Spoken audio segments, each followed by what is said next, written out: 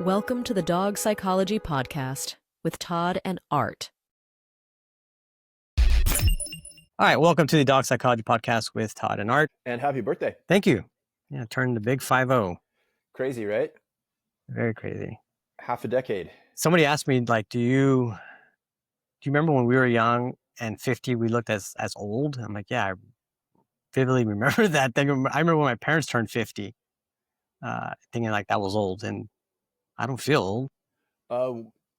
Yeah, but I don't know about your parents. My parents were really young when they had kids. I think my mom was 19 when she had my sister, 22 when she had me. So, I mean, a lot of people, by the time they're 50, kids are out, they're done with the parenting side. Mm-hmm. So I think it also depends on where you're at in your life, on how it's going to feel and what it means to you. You still have young kids. Yeah. I'm 52, but my daughter is, she's almost 16. So there is quite a difference. And I started late. Yeah, my mom had me. I was the second child. My mom had me when she was 32, and my brother when she was 28. Pack position, man. Yeah.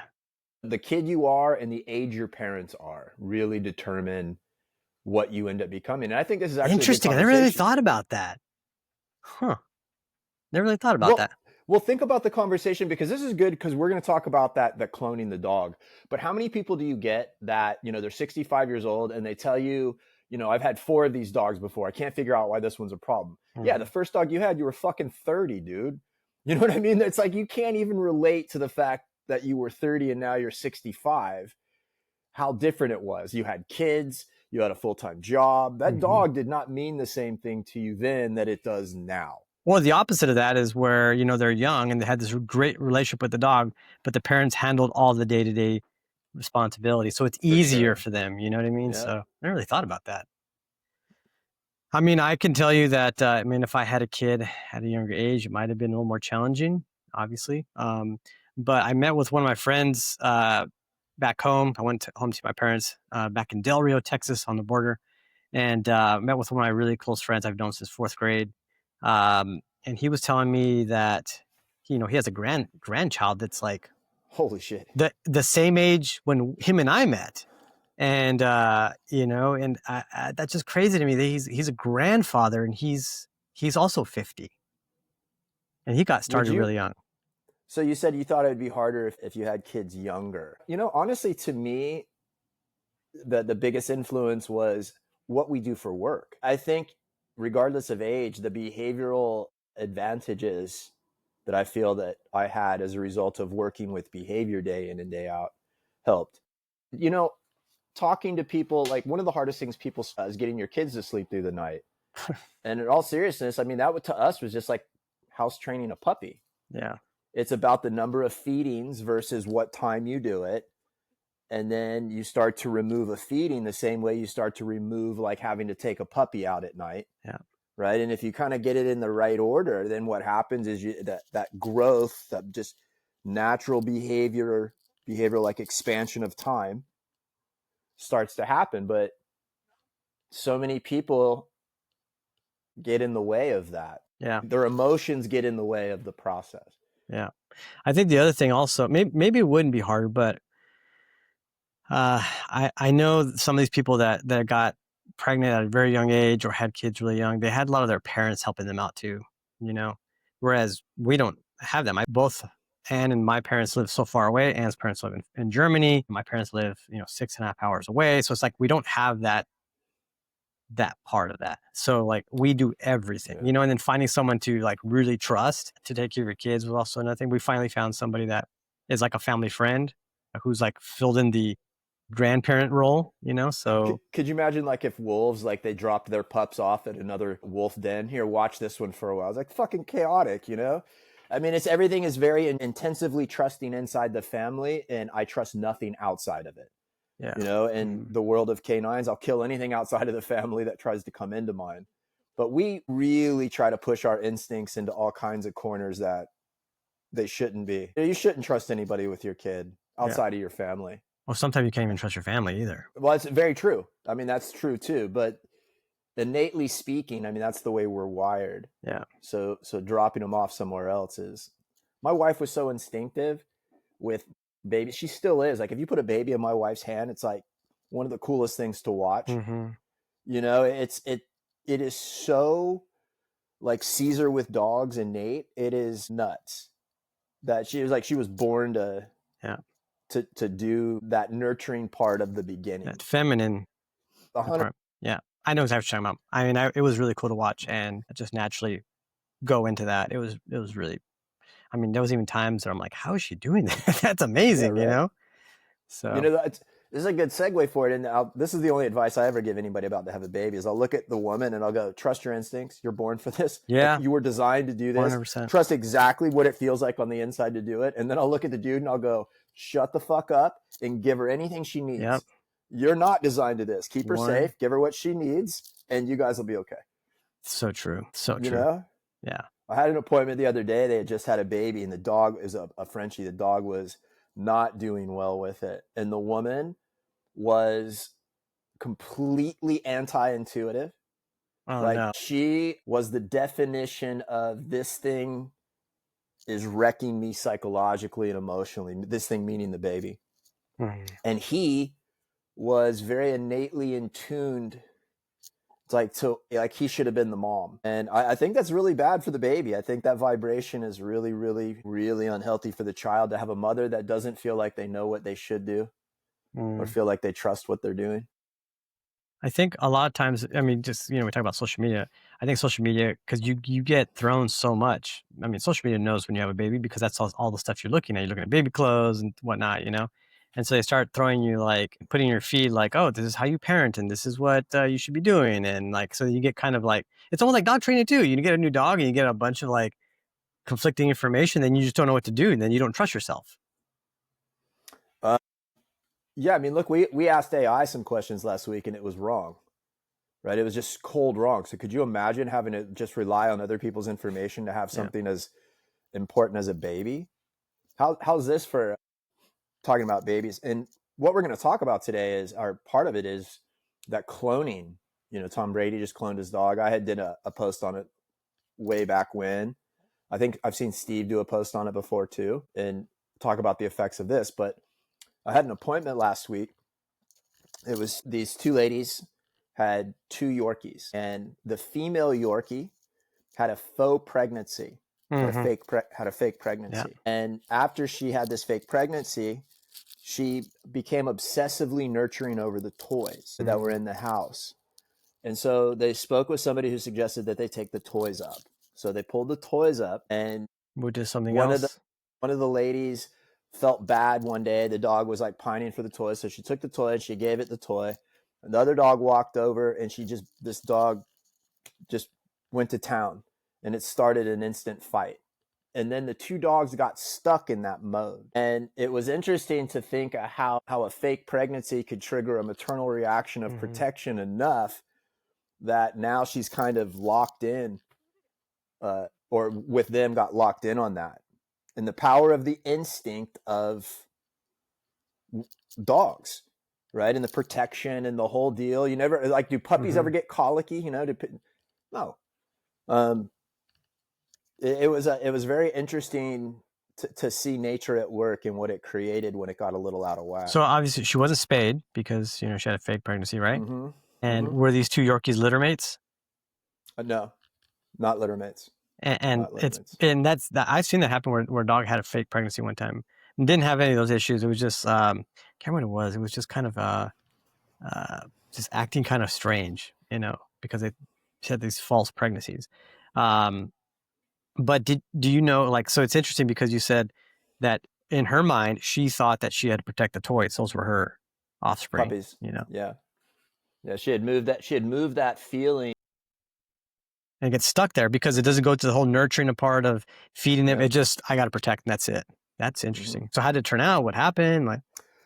It was a really interesting case. I don't know how you rate what you think is doable or not, but one of you know what I mean? So one of the ways that I rate an outcome is, can I get the dogs through it during my time there, right? So if I have 2 dogs that will do nothing but fight, and they were visually fighting with each other, which to me is a really bad sign for the owners.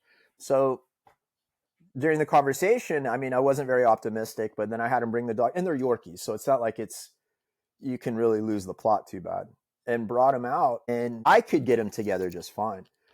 The real issue with these dogs, and this was the very end of our podcast last week when I was saying, sometimes I'll put a lot of pressure on people when it's getting a little, when they fucked up so bad for selfish reasons. And that was this case. So the dogs had been humanized to the point where, when you have the dogs like 2 or 3 feet from the owner and the dog can't, like the dog goes into a panic attack basically and can't come out of it. I mean, they'll do this for however long you would let them do it for. And so the real issue was that they just didn't have a general sense of rules, boundaries, and limits. The dogs were way overstimulated, no exercise whatsoever. Mm-hmm. And I used my first walking pad. They had a walking pad, so I taught the dogs to walk on the walking pad. The women's energy was really low, super, super low. And the dog's energy, although you had a middle and a back of the pack, they were both stronger than both women, right? So I mean, it was a doable dynamic in the sense that the dogs could do it. You had a middle and a back, so they should be able to. The back had become a little psycho biter on the people. It was just one of those things that if you're like, so what's going on in here? Is there a problem? It's like, what are the issues? Yes. Like, what are the issues? Yep, all of them. Just check it all. Yeah. Obviously, fighting's going to end up there. It was just a weird trigger on how the fighting got started. Yeah, that's going to be tough. Do you ever go into an appointment and like this is like, it's going to be a lot of work? Of course. And then you're like, I don't know how long it takes you. I feel like in the first 3-4 minutes, you can tell. Yeah. I mean, shit, sometimes you can tell just by the way the house looks. Yeah. And sometimes when I go in there, I'm like, God, I don't really want to do this one just because 100%. One, the work, people are not going to do the work. Mm-hmm. And that there's a lot of pressure on you because there's going to be a lot of times where they expect you to come in and just make it quick. And sometimes it does happen quick, but a lot of times it doesn't. And, sometimes when it happens to me, I just I sit there and I'm just thinking in my mind, God, this is going to be a tough one. Like, this is going to be a long one. So I just kind of listen, talk to them, show them a couple things, and then say, hey, look, I tell people in the very beginning, I'm like, especially anxiety. I feel like anxiety can be a tough one, but sometimes if they're never been walked before and they have anxiety, I'm like, we can work. This is a work through. We can work through this. But sometimes I'm like, man, this is pretty rough. This is a pretty serious case where they're going through sheetrock and doors and things like that, breaking out of crates, and we're just. Is there something in the dog or something in the human that tends to be your first red flag? Probably the human when I first walk in. Yeah, right? When they first greet you at the door. You just go greet the door and then you just kind of look at everything because how you do one thing is how you do everything. How does the house look? Are they disciplined in certain areas of their life? Because you can always plug in other areas of the life that they're disciplined in and put it in their dog. Right. I think the most underrated phrase that Caesar uses is beautiful, structured, meaning the environment needs to be beautiful, structured, clean. And if you walk into an environment and none of those are in place, I hate darkness. Like when the curtains are pulled or the lights are you walk in and it's really dark. That's tough. I think because to me, that's like a psychological state. There's a darkness that's there. Mm-hmm. Yeah. Anyways. So the story that you sent me earlier, and I think it's a story more of just what it, than the cloning, because it really does represent what do we think influences dog behavior. So talk about the story of the cloning, and then let's break down how much influence do you think environment has? Right. I've talked about that before, the nature nurture with dogs. So what's the story? All right. So an article I just pulled up after Googling it, which I had already, when it came out, I had seen it, and that was a couple months ago. And anyways, Tom Brady cloned his dog. You can do the same, but it'll cost you. Fox Sports broadcaster revealed that his dog Junie is a clone of previous beloved family dog. Tom Brady says he has been given a second chance with cloning of his beloved family dog. The Fox Sports broadcaster, retired NFL legend, revealed on November 4th that this was last month, that his dog Junie is a clone of his family's previous pit bull mix named Lua, who died in 2023. Brady shared the details about Junie as part of a new release by Colossal Biosciences, which announced it has acquired Viagen, a company that specializes in animal cloning. So you got company Colossal Biosciences bought another company called Viagen that specializes in cloning. Okay. I love my animals. They mean the world to me and my family, Brady said in a news release. A few years ago, I worked with Colossal and leveraged their non-invasive cloning technology through a simple blood draw of our family elderly dog before she passed. In a few short months, Colossal gave my family a second chance with a clone of our beloved dog. He continued, I am excited how Colossal and Viagen's technology together can help both families losing their beloved pets while helping to save endangered species. Anyways, it kind of goes off about, talking about more about the dog. So, thoughts? Well, remember last week I talked about language, and they talked so a non-invasive. They have Yeah. to make sure there's everything has an angle of positivity. Yeah. This is next level pet cemetery shit. Fucking nothing, completely that. I think from a standpoint of the reality of it, there's a selfishness to it because this is the human's inability to move forward and let go of loss. My first initial thought is there is in no way, shape, or form your dog is not going to be anything like the previous dog. Mm-hmm. It was, we talked about, when you're 65 versus 30, how come you're dealing different with dogs? Just as your life moves and changes, I'm a believer that your dog is born with an innate natural temperament, but that temperament is adjusted to move based on the temperaments around it, or will move based on the temperaments around it. Their energy level won't move, low, medium, you know what I mean? Mm-hmm. So if you're a high energy dog, that's going to stay that way unless you're sick or something physically happens to you. So since really the only, I think, non-movable part of their behavior is going to come from that, there's too much subjective influence as to why your dog was what they were, both good and bad. That one moment of nervousness that created that long-term fearful reaction to something, Mm-hmm. or for whatever reason you happen to live next to a situation that allowed your dog to be really well socialized in a way that benefited you for life as well.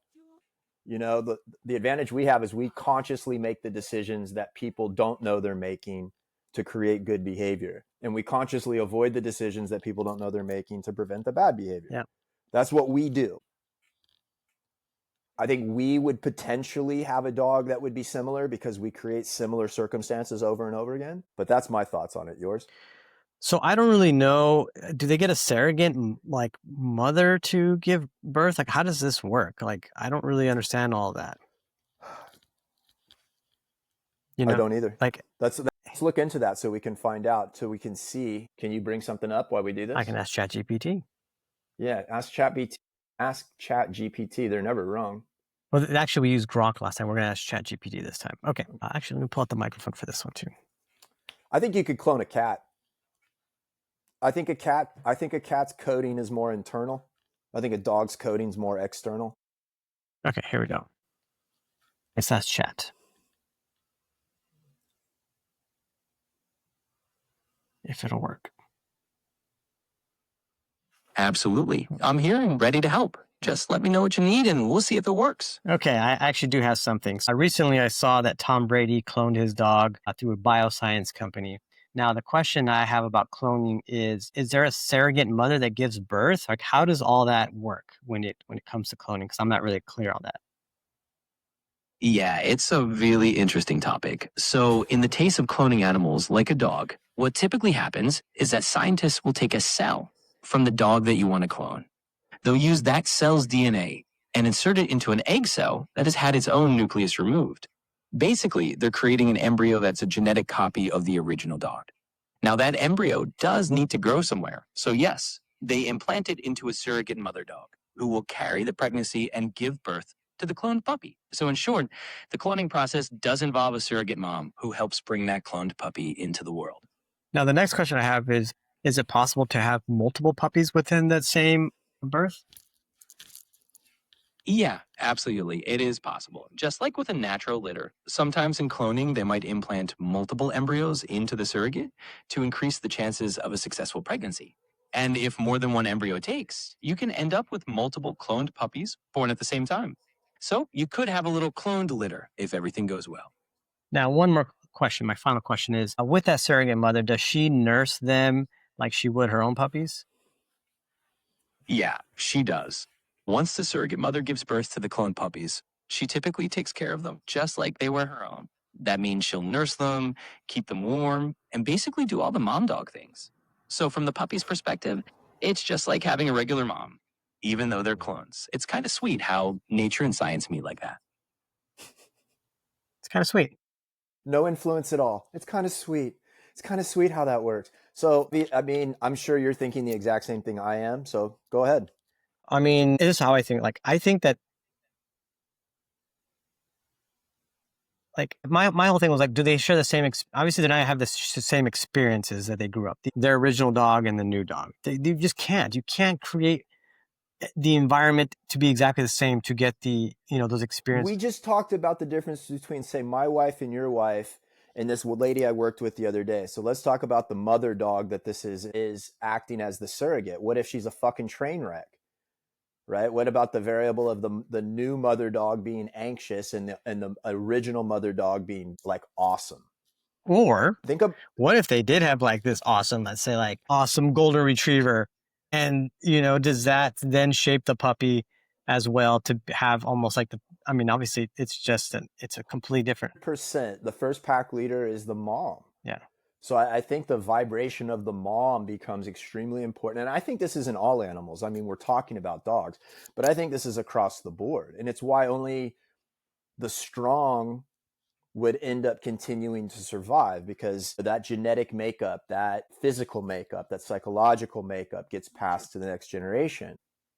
We're the only species that will promote, a weaker following generation. Like we will intentionally allow weakness to perpetuate itself. And so that's where, and you said it, there's too many differences. I think that for the fact that it goes into a surrogate mom under different conditions with that. And you have to understand, I just had this conversation because Ann and I were driving 6.5 hours, 7 hours, whatever it was, about how, because we're talking, our kids were sleeping, and I was saying how the difference in even their own personalities, but not only that, just where we were in that short time span of 6 years, where we were in our lives, and how that we felt has shaped. And so I found this video, which I'll play here so you can listen to it. It's with Mate Gabor. If you know who Mate Gabor is, he's a physician from Canada, and really cool. Some of the stuff that he does. He has a book called he does a lot about anxieties and depressions, and he's very much into the human mind. Yeah. I forgot the name of the book. It's a really thick book we have here. Anyways, so he's on an interview with Mel Robbins, and it basically is no siblings grow up in the same family. So just listen. Siblings can grow up in the same. No siblings grow up in the same house. Yeah. No siblings have the same parents. No siblings have the same family. No siblings have the same childhood. Why not? Number one, there's the birth order. Parents don't relate to the first child the way they relate to the second child. Then there's gender differences. I'm not talking about whether parents love the kids or not. I'm talking about what actually happens. The child doesn't experience the parents' love. The child experiences the way the parent shows up. Number two, the parents' relationship might be in a different phase with one child and another. Then the parents might be in a different economic situation. The parents' lives might be different. Then each child will evoke a different response from the parent. You have 2 daughters and a son. I have 2 sons and a daughter. It's not that I loved or we loved any one of them more than the other, but we responded to them differently. And there's one more factor, which is children are born with different temperaments, which is they experience the world differently. So even if I could be the same parent to all my kids, which I couldn't be, they still have 3 different parents because they would experience me differently. Same thing. That's social behavior in a nutshell. That's familial social behavior in a nutshell. I mean, I don't think it matters what animals you're talking about. Now, in the animal kingdom, there's more consistency, meaning that the parents would more or less probably be more baseline. There's less variables, and you know what I mean? Because the variables take you out, they kill you. So you're working within a smaller sense of variables. And I think that's why we get a much wider range of behaviors in the human world. And then we pass that to the dogs. We pass that same concept that they just said because we're not mindful of it. So we don't realize the power of that inconsistency. And so when people bring up to me that they've never had this dog, blah, blah, at this time, and I'll have a conversation similar to what he just had. I've heard that clip before. And I'll be like, yeah, we're in different phases of your life. And for different reasons, it creates different things. Your dogs are going to be really sensitive to those changes. And that's, again, I think when I said at the beginning, regardless of my age, what helped me with my daughter was the awareness brought to me by the job we do. That's what I mean is you know, I would celebrate thunderstorms when my daughter was very young because I had a fear of thunderstorms, and I understand I can influence that versus maybe somebody who doesn't, and they just hope about it and they get anxious during a thunderstorm and don't realize that they pass that anxiety to the child. That simple bit of awareness can change you know what I mean? A huge pattern forward. You know, that's what it's funny you just said that about like how the whole thunderstorms, because this past weekend when I was with my parents, my second child, Canyon, he is adventurous. He climbs up things. And my mom's like, hey, be careful. You know, I'm like, Mom, you don't have to tell him be careful. You just tell him to this is something that I tell him, good footing, good grips. Make sure you have good footing, good grips. That's all I say. I don't say be careful. I don't want him to be scared of these things. I want him to nurture that adventure side of him, but I say good footing, good grips. That's all I say. So he's climbing up stuff. I like, just make sure you get good footing, good grips. I don't say be careful, you know, because that comes from a place of fear of you're going to fall down. But of course, for me, I want him to have confidence in his self-awareness of his body. And he's pretty like self-conscious like of his body when he's like just tumbling around and doing jujitsu, and you know, it's only just turned 3 years old, you know, about a couple weeks ago, you know. But that was something that I think that we even did that differently with River, my older son.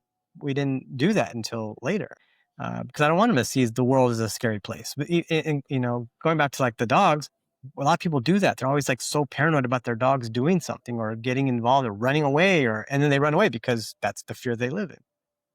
Well, we neuter that mind-body connection through everything. Like you just said, your mom showing the fear. We do the same. I've been thinking about that with every morning, Blue will run full speed, and there's a couple of areas of grass that collect a lot of water. She'll run full speed and then torpedo roll, right? Like you could just, like if we had hills, she'd be one of those dogs that would slide down hills and stuff. And you can tell it's just joy.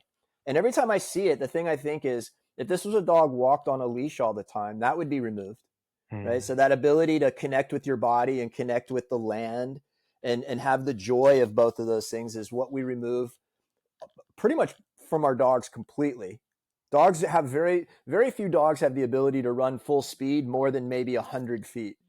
And that's because we contain them so much. And I am a full believer of running full speed for the amount of distance you want to run as one of the that's one of the things I now believe is a rehabilitative leg of dogs. Is I just take dogs out and I let them run full. I have the area to do it. I let them run full speed, straight lines as fast as they can. And whenever I videotape it in slow motion, you see joy. You can actually see this thing that goes on in the face. And I think the same thing with kids. I think we've neutered that mind-body connection. And in doing that, we removed something very primal in ourselves. We removed, I think, a human element of connection.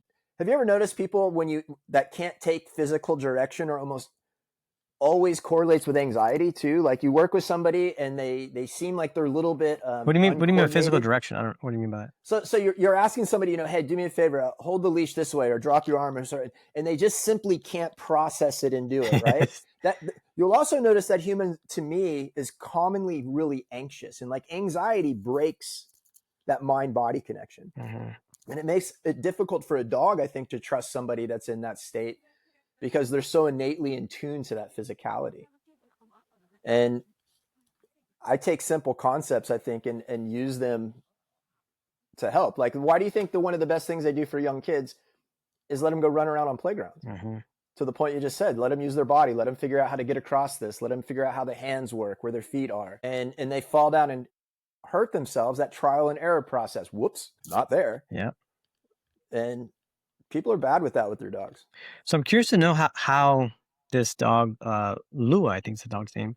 I wonder how that dog is, like, it'd be interesting to know. I mean, yes, they get to experience having the dog, but what is it like compared to the original dog? Lua, what's the new dog's name I have here? I'm not sure. Well, he's single versus being married with a family. So that means he's moved. He's in a different location. He's not playing football anymore, so he's on a different schedule. Yeah, and he's always, working, doing the announcing, so he's not really home that much, I would assume. Right. I don't know who's taking care of the dog.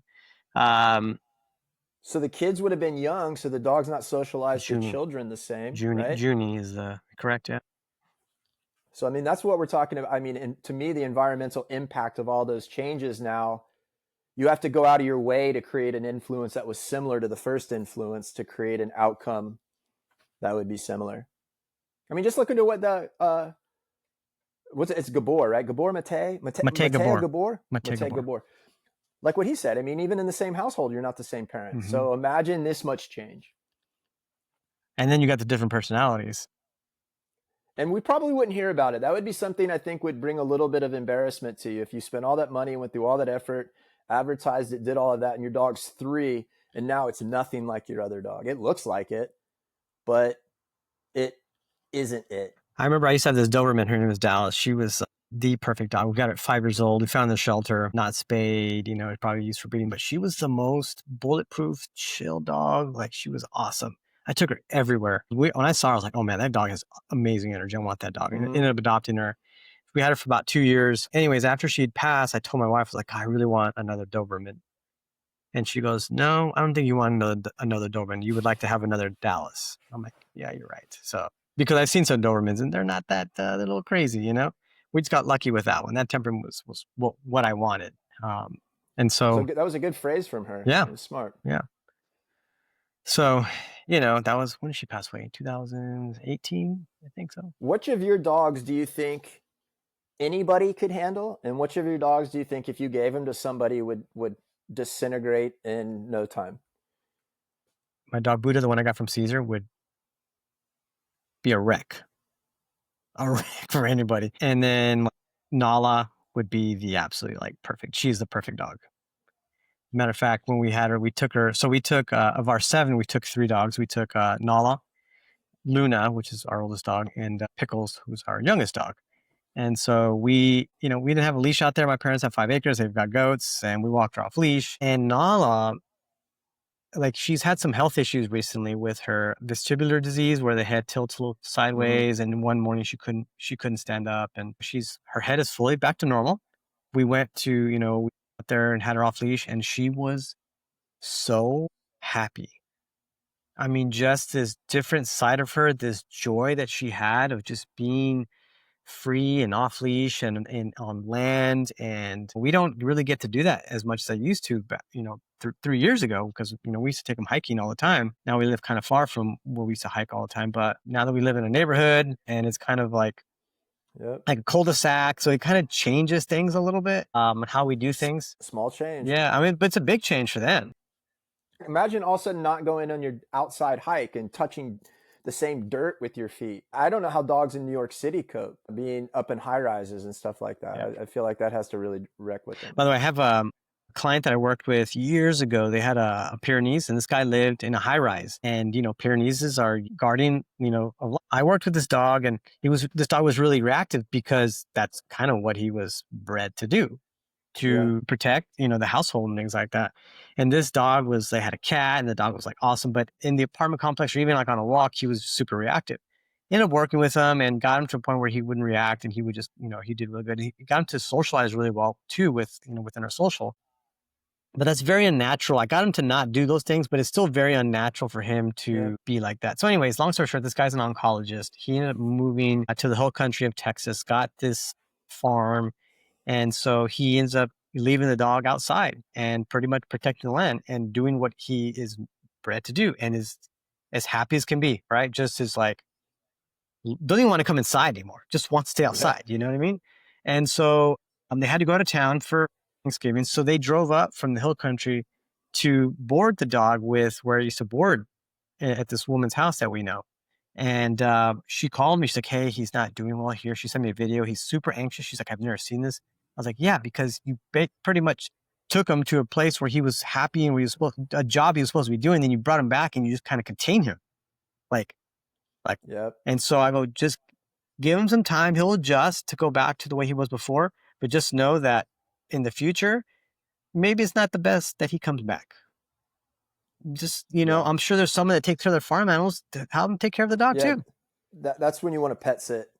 That's when you'd prefer, I think dogs do better being boarded, but some dogs are like, that's a cat's attached to the land more than the people per se. Yeah. But yeah, that's good. Those Great Pyrenees. I did a run with them. There was a Great Pyrenees rescue around here that was calling me every couple months because they would get, this dog, that dog. I really learned to like them. You have to dial into them. It's an interesting greeting process with them.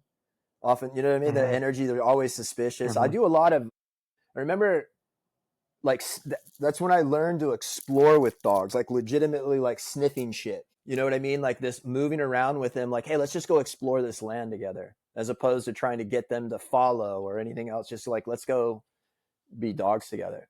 You had mentioned Buddha would fall apart. What would he do? Oh, he would just anxiety, aggression. What? No, none of those. He's just a very pushy forward dog. Okay. Not really react. I mean, he can be reactive, but it's more of excitement. He would just kind of, if he was an elderly person, he would definitely knock them down. He doesn't jump. He just squeezes through doors. What kind of is he? He's a Shepherd pit bull mix. He looks like a German Shepherd, but he has short hair like a pit bull. So he's literally 50-50. That's what his DNA test is. American Pit Bull Terrier and Shepherd. You don't remember him? He was the one that it was. It's funny. I had a Shepherd that I named Buddha too because he was really pushy. So I gave him a real peaceful name. It didn't work. Like, what can I make? It didn't work. He was a good dog, though. But I mean, it was funny I did it. Even like when I go out of town, like my dogs will stay with Frankie, a friend of ours who boards dogs at our house, and my dogs are fine. Like they go there, they can be in a crate, they can be out of the crate. Like I got some, they can just kind of just hang out. But Buddha, I don't leave with her just because he is just extra. So I actually leave him with someone else who can kind of handle him. And he's not that he's aggressive; he's just pushy. Like, but in some ways, would he become aggressive if he was allowed to stay pushy long enough? No. Okay. He's not one of those dogs. He's just he's annoying. So he's like a strong middle. Yes, and so he likes to. I like to use him with dogs who are, let's say, aggressive because he kind of pushes. Mm-hmm. But he also knows how to like bring out that playfulness of him. He's pushy but playful. Will he take what they do if they blow up on him? Yeah, he doesn't like take it personal. Okay, so that's perfect. Yeah, that's perfect. Yeah, so he doesn't take things personal. He overwhelm the sensitive dogs though? Yes. Okay. Yeah. So that's why you like him for the strong dogs. Yeah, because he can be pushy enough, and I know he won't take it personal. I know he won't go back. I've only seen him kind of like react once, not like in an aggressive way, just like very vocal, like barking and stuff like that. Because I think he got overwhelmed. That's similar. Mr. Pickles was, he would overwhelm the sensitive dogs, but not because he was pushy. It's almost because it was a dopiness. Because he was never pushy, but he didn't move forward slowly on sensitive dogs. Does that make sense? Mm-hmm. So he just it'd come in and that would the forward motion would overwhelm them, but he wouldn't be doing it with a pushy energy. It was pushy physical motion, but not pushy psychological energy. And he was great for the forward dogs too, because so Blue would be mine. That would be difficult. But you would get I think a honeymoon period for about a month with Blue. And then you'd start to see a protective nature take over. You'd start to see other things, I think, escalate. I think at this point, anybody could deal with Mr. Pickles, not when he was younger. Hercules would be a prick. He would be a prick. Yeah, because you would want to treat him like a little dog, and you're going to end up. He's the most forward of my dogs, and he has been. I was looking at old videos. I was going through old videos, and it's unbelievable the amount of dogs I've had him around, and it's always these big dogs with issues, and he holds his own. I'm so good. His energy is so unbelievable. I wish he was like I bet if he was like 60 or 70 pounds, he would be like an Akita. What you would be is you'd have he'd be like a big male Akita is what he would be. And he would be able to control the fucking world and would if he needed to. But every other time he didn't need to, he'd be fine. Yeah. And, he's a really, really cool dog. He's one of the coolest dogs. Now, if you could clone a dog, all your past dogs, who would you clone? Oh, that's a fucking great question, man. No. And if you could have the same experience. How about this? What phase Like when you first bring the dog into your life, clone that part, or after you've had him for 2 or 3 years, and you've been able to make them better dogs. Let me see.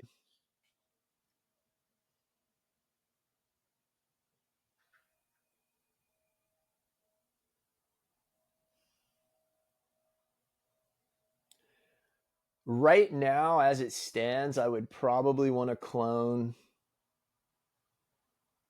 Mr. Pickles, or there was another dog I had right before him. His name was White Dog, and he was a deaf boxer. You like those deafies? I ended up with the first one, White Dog. He was a foster, and he was a dick when I first got him. He was aggressive to fucking everything, and he chilled out. He really chilled out and became such an amazing dog. Like he was a perfect working dog, and he was a really, really good dog. But then he passed away. I didn't have him in that phase for very long. Mm-hmm. He died of kidney disease. But the phase he was in when he was was great. But probably Mr. Pickles. I think if you asked me that question in 15 years, it would be Blue if I look back, because she's just a different type of dog. But Mr. Pickles has been invaluable to me for my job. Yeah. He's been a part of the real meat and potatoes part of my career. And so him. How about you? It would definitely be Frankie. I'm just, I would love to, again, if I could have the same exact dog with the same experience, it would be Frankie, just because of, I don't know. He was the dog that I didn't want. Like he was the dog that I fostered, that I'm like, don't make yourself comfortable. And I just didn't really want him. And then he just kind of worked his way in, man. He was such a cool dog. But he was the one who went with me to the DPC. And everybody liked him. Is that the one that Caesar helped you with the goats? No, that was Luna. That's Anne's dog. That was Luna. That's Luna. Okay. Which Luna still to this day. Isn't it interesting? I think that social dynamic you said, where there's not that immediate, unbelievable, over the top connection, I think works in a more. I think it's a better thing. I really do. I think there's something to that. Yeah, it's because he was the one that persisted, not me. And he kind of won me over. Whereas, and it wasn't a dog that I chose. It was my ex-wife. She was like, "Oh, let's foster him," and I was like, "Fine, whatever." And we did. And during that week, he just kept working on me. And the minute I saw someone else walking him that wanted to adopt him at an adoption event, I was like, that was a switch right there. It said, "Oh, I have to take this dog home." It's best decision ever, because he was such an amazing dog. Confident little dude, little like long. He was like a Chihuahua mix, but really confident. Loved having him around puppies because he was so good with them. He knew how to like slow them down, offer like a really good correction if they needed. But just a fun dog, dude. Like, I would go hiking with him, just me and him. I'd go camping with him. Just a great experience. I'll never forget that dog. It's just once in a lifetime dog for me. That's cool. Yeah. So, I mean, to the question we started with, do you think there's any chance that you can clone a dog and end up with the same dog?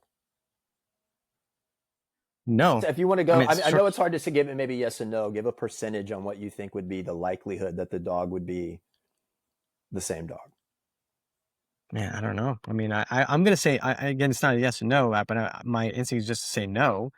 I think it'd just be, I think the dog, you could still have a good relationship with the dog. I just don't know, like, what I would hate is like, man, deep down inside to think like, my other dog didn't do that. I think the psychology of comparison would be your own worst enemy. Or it could be anyways. I mean, people do that as it is, right? So, I mean, that's such a common phrase. My last dog didn't, my last dog didn't. And so, I mean, the people naturally, comparison, what is it? Comparison is the enemy of joy, or something like that? Is joy. The thief of joy. And that's the problem, is I think you would be more likely to compare and be more judgmental about that comparison on yourself, or you would take that internal frustration and project it onto the dog. So as you got issues, those issues would amplify quicker or be more powerful because of that emotional thing that we're talking about. Yeah, I just don't think it would be the same. But who am I? I don't know. And by the way, I found out later also that Tom Brady's also an investor in this company. I'm going to take a look at it. So biotech stocks are like, that's the next cycle, so to speak. These companies are, as soon as you said it, I'm like making a note on it. But I do have some morals even in investing, in the sense that I would be tough to invest in a company that's going to do that. It's taking advantage of people's weakened state of losing a dog. And you know what's next. You know where this is leading, unfortunately. They're going to not stop at our pets. Nope. It always starts with the pets. It does. And ends up in the humans. It's the test subjects, right? We see it with how they push vaccines. By the way, I saw the other thing about how like, we've talked about this, like finding a good vet, like having that good old country vet, like how these corporations have bought out all these vet practices. And it's basically if you're only left with those are your only options, that's the only option you have to get care. And so they can pretty much push their own agenda. What's to say they can, they don't, what's to say that they won't do that with hospitals if they're not already doing that? Well, hospitals, that's been long done, right? I mean, the corporatization of hospitals is, we're seeing that in mass. It's not just the corporatization of the vets. It's the education part, right? So it's what they're being educated to believe or think or do, and they're being educated in a diagnostic sense. Learn how all these diagnostic tools work, as more the how medicine works, or how what to look for, and so forth. And everything is so A, B, C, D, E. That's why I try to educate my clients. There's certain things I encourage them to go in, and the conversation is here. Just tell your vet you want this. You're a consumer. Go in and say, can you please do this? I'd like to have this x-ray. And they may say, no, I don't want to do it, but please, could you please do this? And the question, I mean, I'd love a vet to come on and answer this question. This is one of the biggest medicine questions in veterinary medicine that has plagued me forever. I mean, since the beginning. Why are vets very proactive in regards to teeth cleaning procedures, and they are 100% okay with full sedation to do that? There's no other way to clean the teeth other than to put your dog under to do it. It's an expensive procedure. Vets love doing it. But if you ask a vet to fully sedate a dog, that's going to be an absolute fucking nightmare. They seem to come up with a laundry list of reasons not to do that. And I'm curious as to why. Because I believe, behaviorally speaking, vets kick off patterns of bad behavior more than they understand, more than they know. Because you end up with a dog panicked or in a certain state of mind, and they go through the procedure. The dog practices biting and all of these things. And you never address it. It can easily get worse, as opposed to some of these dogs, if you just knocked them out, at least you don't have any practice of that. Like, the dog doesn't go through the ritual of all of that. I think vets don't understand how bad that can be for a dog behaviorally, big picture, long term.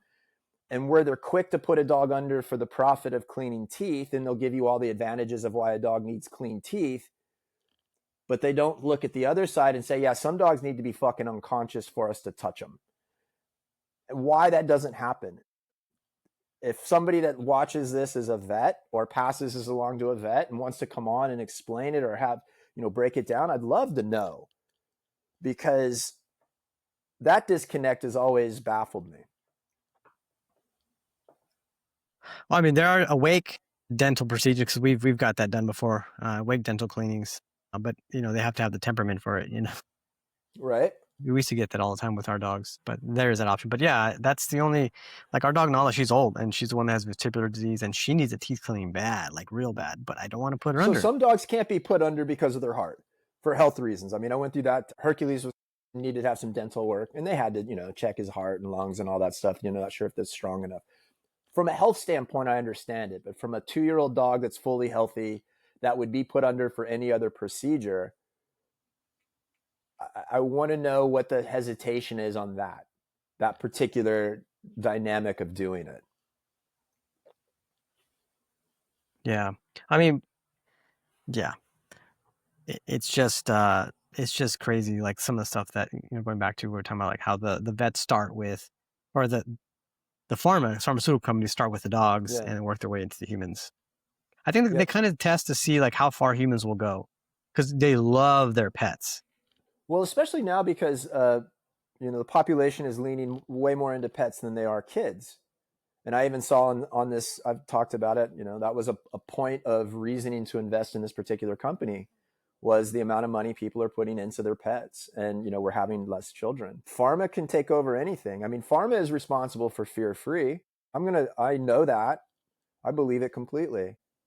And that's going to be the thing that really is the next level as these veterinary clinics become more corporatized. What that also means is that the information that they use and abide by will be very homogenous. It's going to be the same. And that doesn't necessarily mean it's going to be the best or right. It's going to be the same. And what I'm seeing is that more and more, I mean, very, very, very quickly, fear-free is consuming the veterinary practices. And I think there's huge elements of positivity to it. I think a lot of dogs, I just said it, need to be knocked the fuck out. So I see that element of it being very good. But every time I've been to a fear-free vet, they try to give Mr. Pickle something. Come on, man. And so that's what my thing is people need to know what that means, what their vets are learning, so they know what to listen to and what to take with a grain of salt if it's not their path, Yeah. I've got one of our vets. She used to come to our house. And I was thinking about this the other day. Is like, she come to our house, and it's nice because she comes to our house, and the dogs are in there. They're not going to like an office. But I also thought about, because I was working with another dog that these people had just adopted who used the same vet, and I thought to myself, how is she going to handle this dog? Because this dog this dog is very protective of the house, and that was my first thought. So I was like, so my whole appointment with them was walking them through what to do when she gets there. Like, and what'd you have him do? Go outside, because he's better outside. Like, kind of come from a walk, as you're coming from a walk, because the dog, that's exactly what I had them do, because they had mentioned that it had bit somebody right in the house. And I was like, oh, let's go outside. So I, have met out. They say he's great when he's outside. So they give me these little information. They say, oh, he's great when he meets people outside. It's like, well, there you go. Let's go meet outside down the street. And then I was like, do you mind if I grab the leash? And he's like, he's walking with me, but I'm not interacting with him. He's smelling me. He's getting behind me, smelling me, all the things that he misses when people walk in the house, because he's very visual, right? And then we take him in the house, and then, kind of go there, and I'm just hanging out, talking. I was like, go ahead and take him to that bed over there, and, just kind of hold him, step on the leash. So he lays down, I sit down, and then he's cool. So I was like, just do the same thing with the vet, He has to get used to this person. Did you practice moving out of, like, going into another room? Those are the dogs that those are the ones that when you stand up, they like, yeah. Yeah, it's like their memory is like fucking a flea. Yeah. And their eyes pick back up on you. Yeah, I had done where I had gone to them twice before the vet showed up. Okay. And so the next time I came over, went on a longer walk with them. Obviously, the vet's not going to be able to walk with them, but then it started to get more intrusive with the dog, like kind of petting it, while holding the leash, doing all these things, so it gets used to like a stranger. But there was never any like, who the hell are you? He'd already. And so anybody watching that, to understand what we're talking about, is a lot of dogs that are super visual, meaning that when somebody comes in, the dog stares at the person. That is a dog that, in my opinion, has already made up their mind, and that person's not accepted. So you're going to get a bunch of different behaviors, from barking, biting, running away, but it's eyes, meaning the dog hasn't relaxed. When the dog gets to smell somebody, the more they get to smell somebody and the calmer they are, the more the brain opens up into acceptance. And one of the reasons your dog acts like it doesn't know people when they come in is because the dog hasn't had enough opportunity with the nose, with that person longer term, to create like a file or a memory of that person. So when it's eyes, it's short, if it's at all. And so that's why the walk, or, calmly relaxing with a dog like that, allows the dog to get the smell, which creates more of what we would consider like a long-term memory. But those dogs can be difficult until you get some time with them. All right. So to wrap up, tell me your thoughts on cloning. I'm completely against it in the scheme of how it's being used in the consumer market for like cloning our pets so that we can do that. From the standpoint of the research that's available, let's say if you wanted to clone extinct animals, I think you are on a really slippery slope. I think it sounds like a great idea. I understand what the research can do. I think there's some massively importance in the scientific knowledge that would be gained from it. But in execution, I think it's a shit show. And Pet Cemetery isn't even close to what it would be, is what I think. Yeah. I know we talked about this in previous episodes, but we talked about where I tried to find this article. I couldn't find it. And someone had mentioned to me where someone had this bull that they loved that they ended up cloning, and they cloned it. And this bull the cloned bull ended up gorging the owner and killing him. I can't find the article. I was trying to find it. I found one that was kind of similar to, but I was like, that doesn't sound like the same one I read. But long story short, yeah, I'm not there's many dogs that we can have new shared experiences with that come naturally. And I think another thing my wife said that's also really smart. She's like, I think I'm gonna start picking the dogs now, because all the dogs because like we picked out like some together, but the ones that she's picked, amazing.